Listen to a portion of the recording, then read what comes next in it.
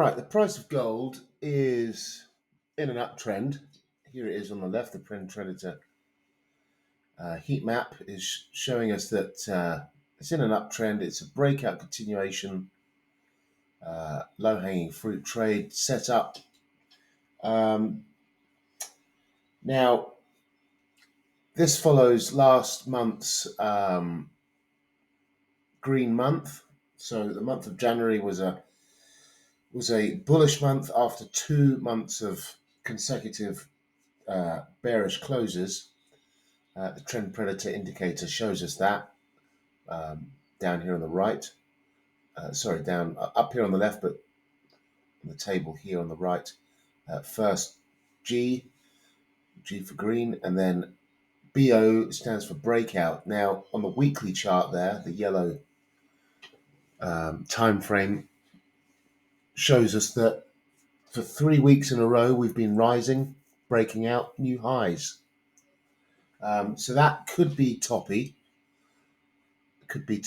But I'd prefer to see the daily chart align with that. At the moment, the daily chart isn't there, so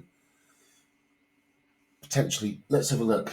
Potentially tomorrow, but at the moment, everything is in an uptrend. So let's look into the chart. So as you can see, today is breaking out of yesterday.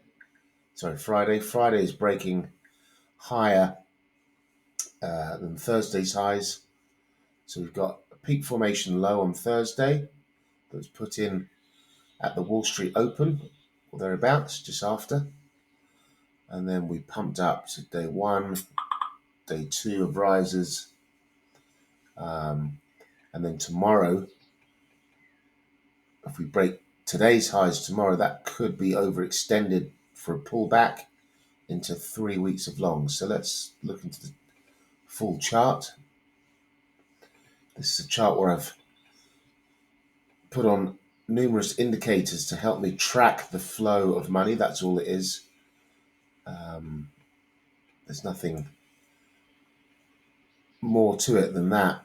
So as you can see, these boxes, you've got the weekly boxes, and then inside the weekly boxes, you've got the daily boxes.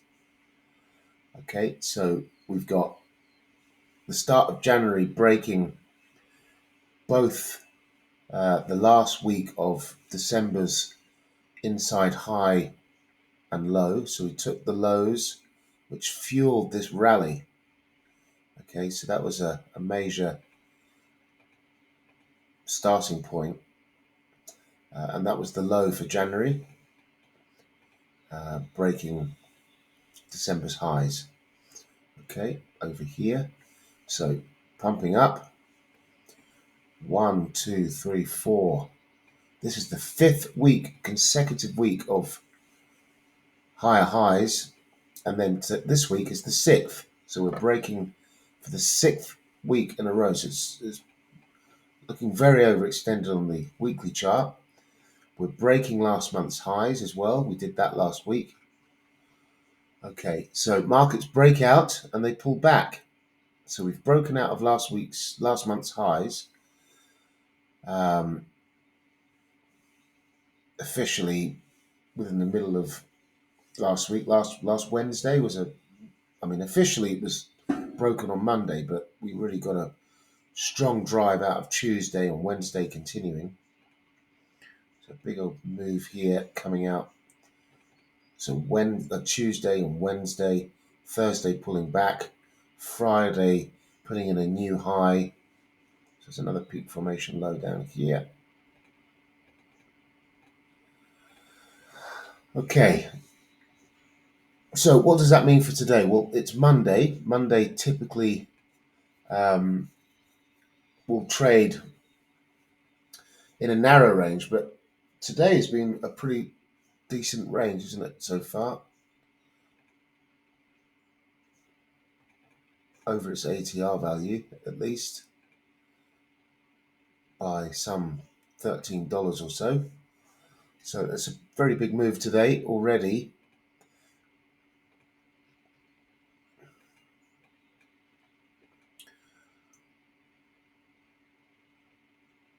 We're starting to decelerate as we head over to New York traders. As you can see, these are hourly candles, and this candle here coming out of 5 a.m. New York put in the first red candle after a series of up candles. So that's the deceleration that we're starting to see. Okay, and we're already 3 sessions of rise high. There could be an opportunity for a scalp to the downside. If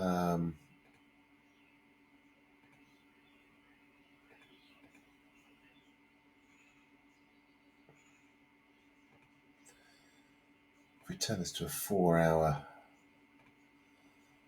candle box,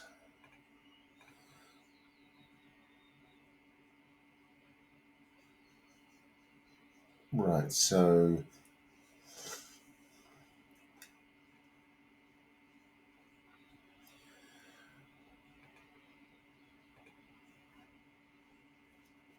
this here is the opening box of London, the first hour.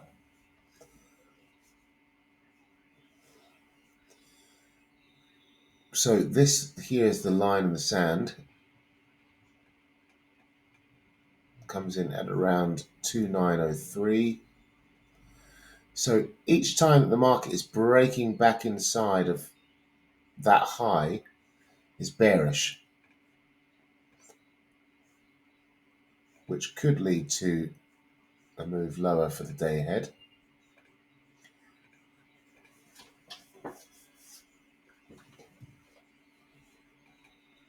We've got the Asian highs as a target, and then we've got Friday's highs as a target, which is last week's highs.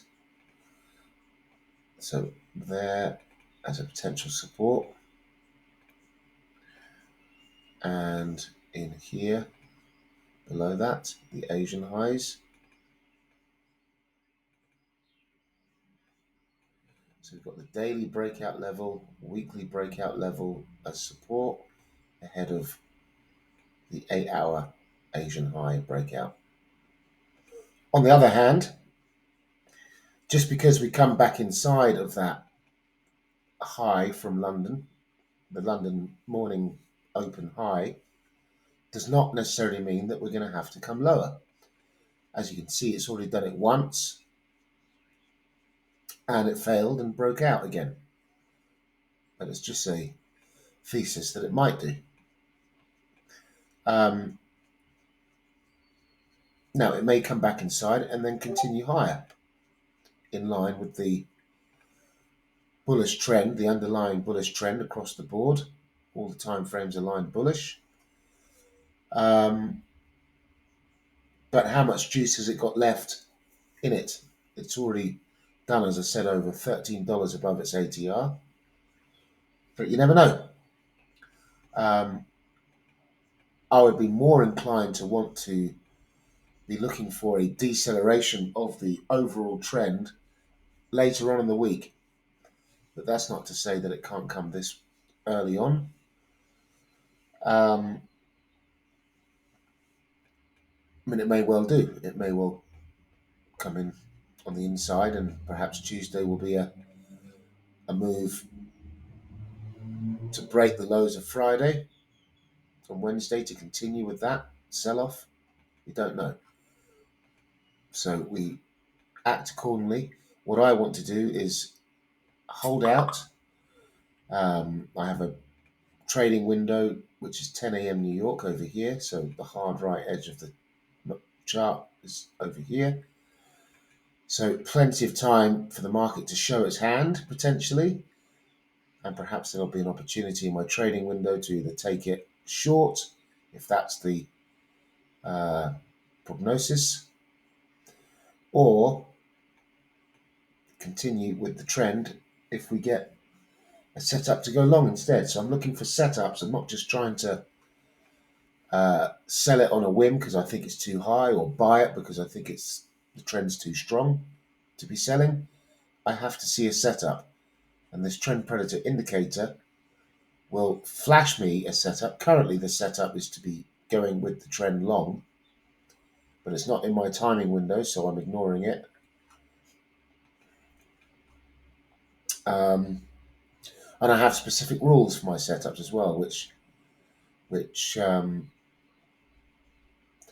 have not been met as of yet.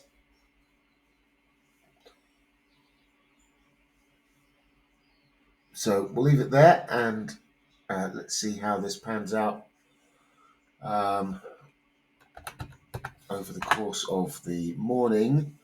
We've got Wall Street as well coming up at 9:30, the Wall Street Open, which can often bring volatility and potentially set things up for the rest of the day. Once the volatility calms down, we tend to get a more of a directional bias once the data and Wall Street Open, after the 30 minutes of Wall Street Open.